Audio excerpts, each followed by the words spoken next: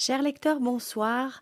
Alors aujourd'hui, suite au décès d'il y a quelques semaines de Pierre Soulages, qui est quand même un très grand peintre, j'avais envie de lui consacrer une émission parce que je suis tombée sur un texte, ou plutôt un livre que Christian Bobin lui a consacré, je pense en 2019, un livre qui s'intitule Pierre, qui à l'époque avait été édité aux éditions Flammarion.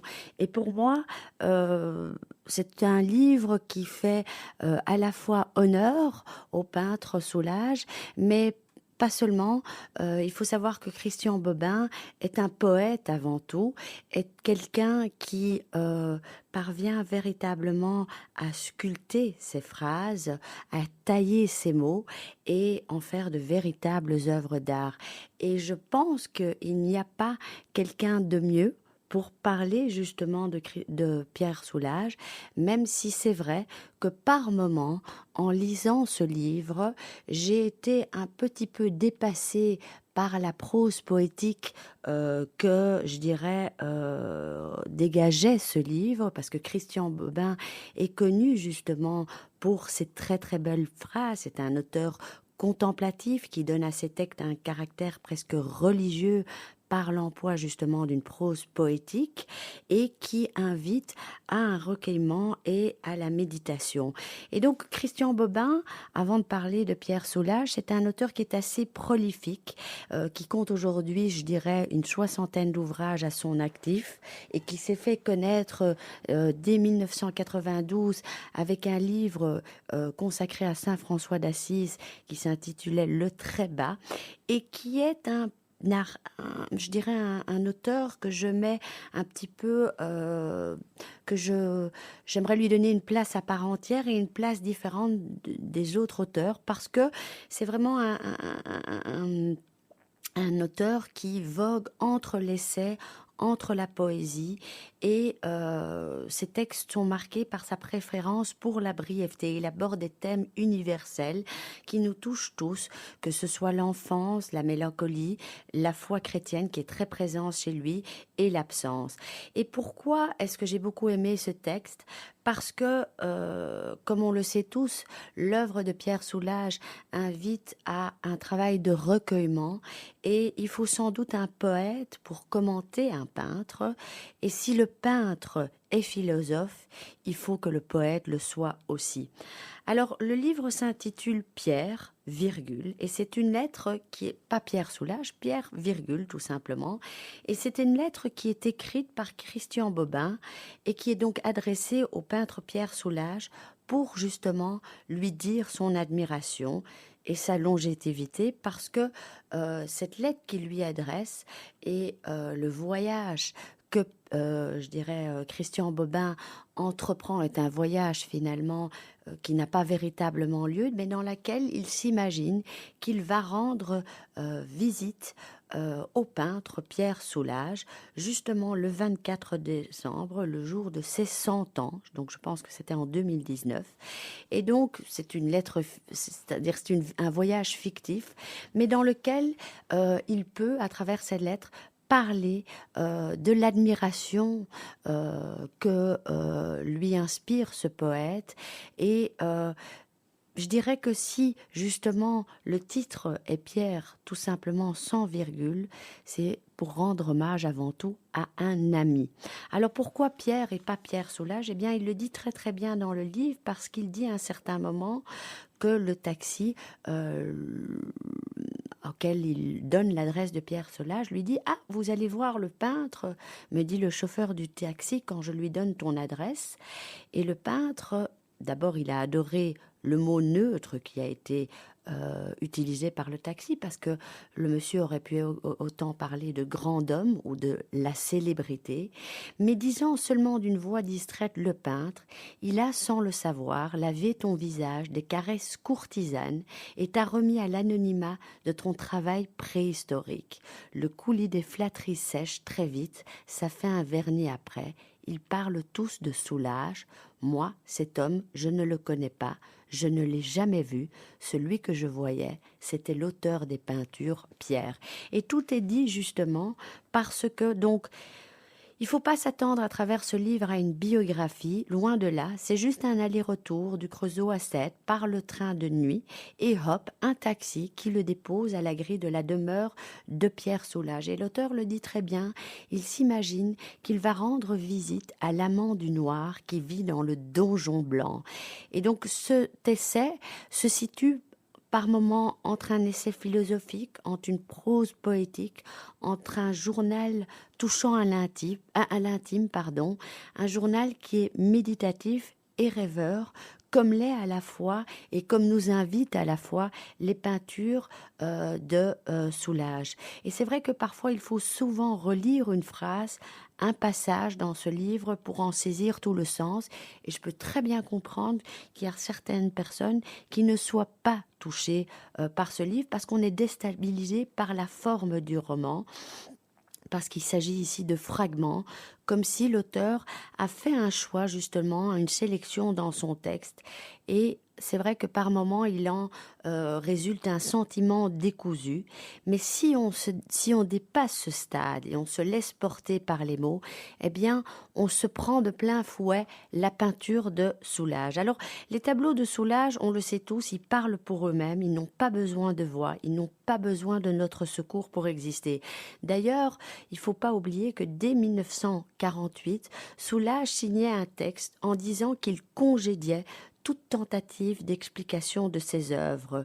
Et il poursuivait en disant « La peinture ne transmet pas de sens, mais elle fait le sens. Mettez-vous devant un outre noir, vous ne me verrez jamais regarder autant de votre vie. » Parce que la peinture de Soulages est avant tout une peinture d'introspection, un peu comme celle de Rothko. Impossible de s'éprouver abandonné devant un tableau de Soulages, parce que justement on est enfin devant quelqu'un, et ce quelqu'un, c'est nous. Donc finalement, cette peinture est un miroir de qui nous sommes. Ce sont des peintures qui nous parlent de la vie avant tout. Elles forment comme une sorte de talisman contre la mort.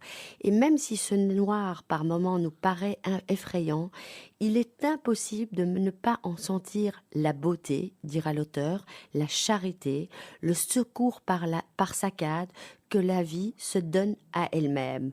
Et c'est vrai que ces tableaux et ce noir qu'on contemple parlent finalement d'une vérité qui est beaucoup plus profonde.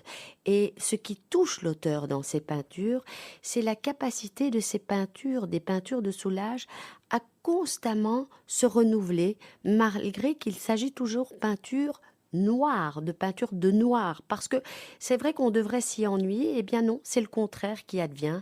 Les variations infinies du noir révèlent à chaque fois une corde nouvelle, et chaque tableau de Soulages parle pour lui, chaque tableau est à lui-même, comme le dit si bien l'auteur, une maison parfaite, car infiniment inspirante.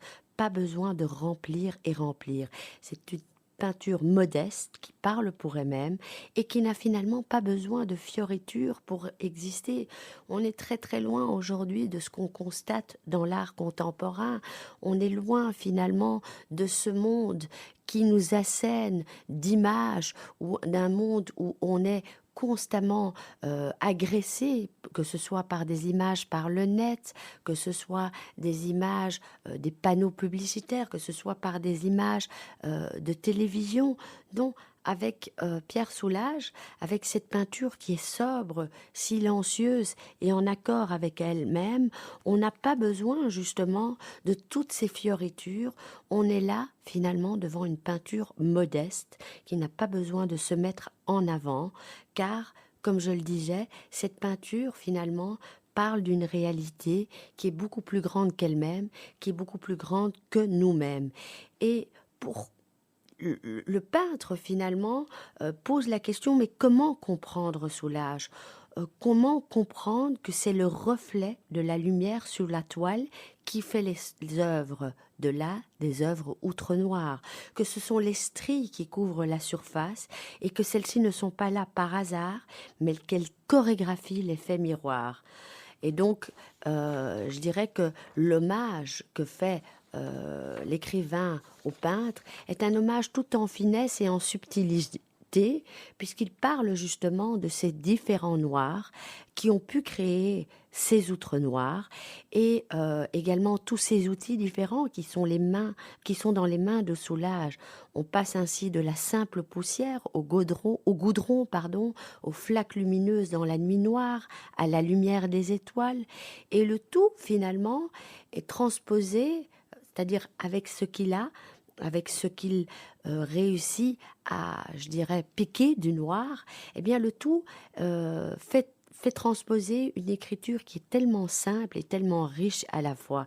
Et c'est vrai que si on ressent par moments quelques réticences sur les œuvres du peintre, eh bien Bobin les lève naturellement, sans forcer le trait, et suscite l'envie finalement de retourner au musée Fabre de Montpellier ou à Rodez, voir les vitraux qu'il a conçus pour la cathédrale de Conques, pour s'imprégner justement je dirais, des œuvres, des créations exceptionnelles de Pierre Soulages.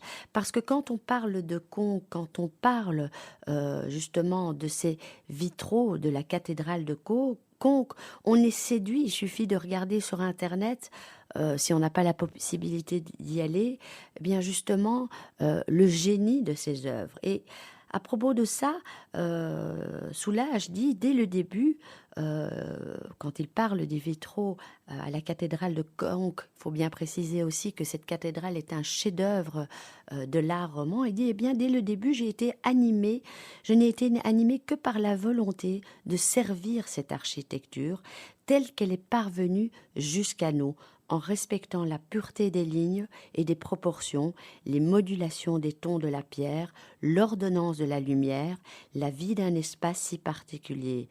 Loin de tout Moyen-Âge reconstitué, imité ou rêvé, j'ai cherché, avec des technologies de notre époque, un produit varié en accord avec l'identité de cette architecture sacrée du XIe siècle et de ses pouvoirs d'émotion artistique.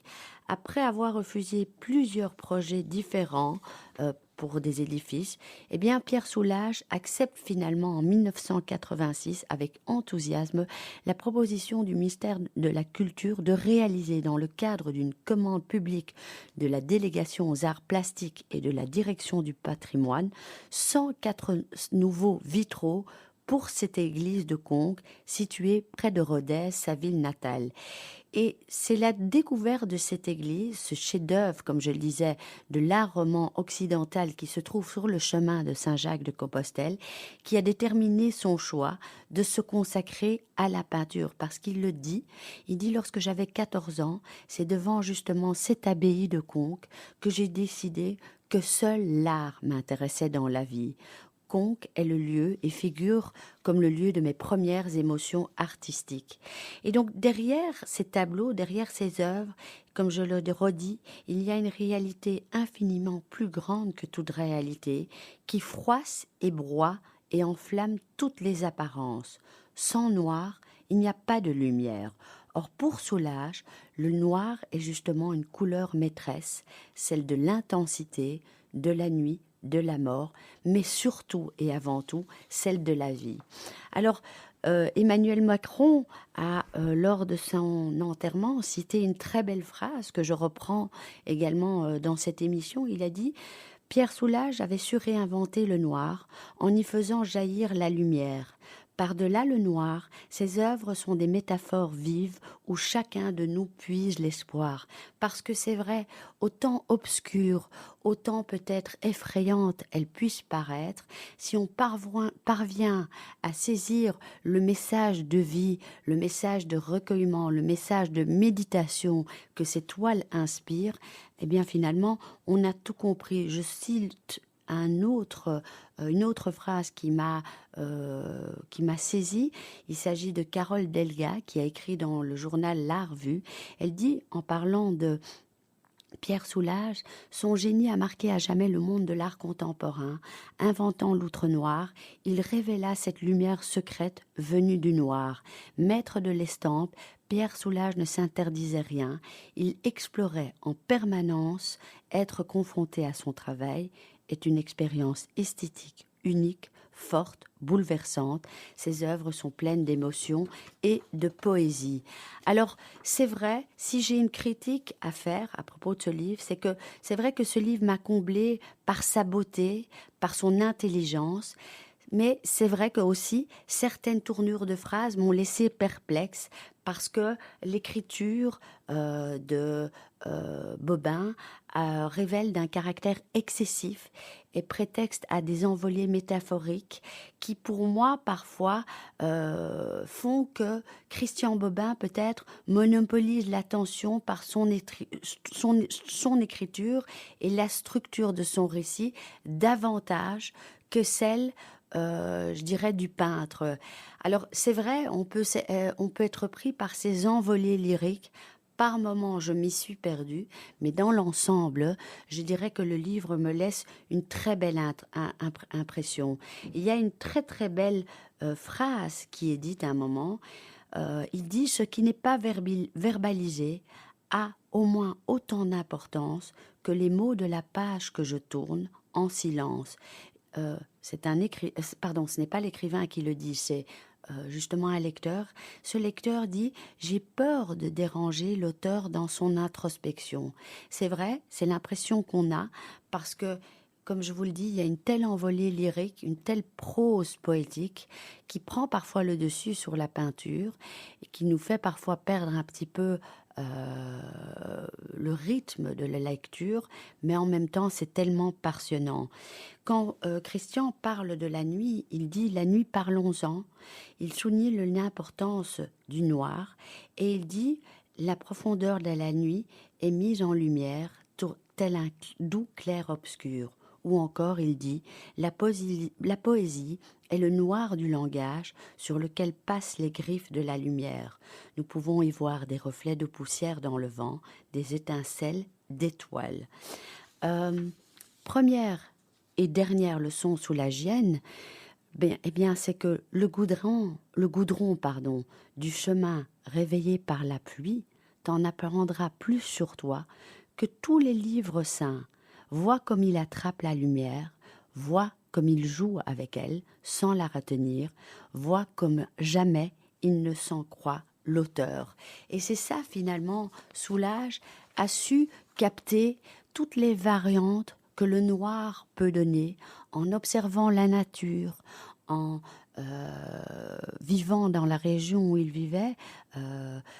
Justement, il a pu observer les différentes, je dirais, implications de la nature sur le noir et s'en inspirer pour créer des œuvres qui ne cessent d'appeler justement à la réflexion, chose qui finalement me paraissent très importantes dans le monde aujourd'hui dans lequel nous vivons et où un peu de recul ne ferait certainement pas de mal. Je vous souhaite une bonne lecture. C'est un petit roman, très petit, mais c'est très agréable à lire et vous en sortirez d'autant plus connaisseur, je dirais, ou un petit peu plus connaisseur, où il vous permettra davantage de comprendre ou d'approcher cette peinture de Soulages qui, à beaucoup d'entre nous, nous paraît hermétique. Bonne semaine à tous et on se retrouve la semaine prochaine pour un autre roman. À bientôt.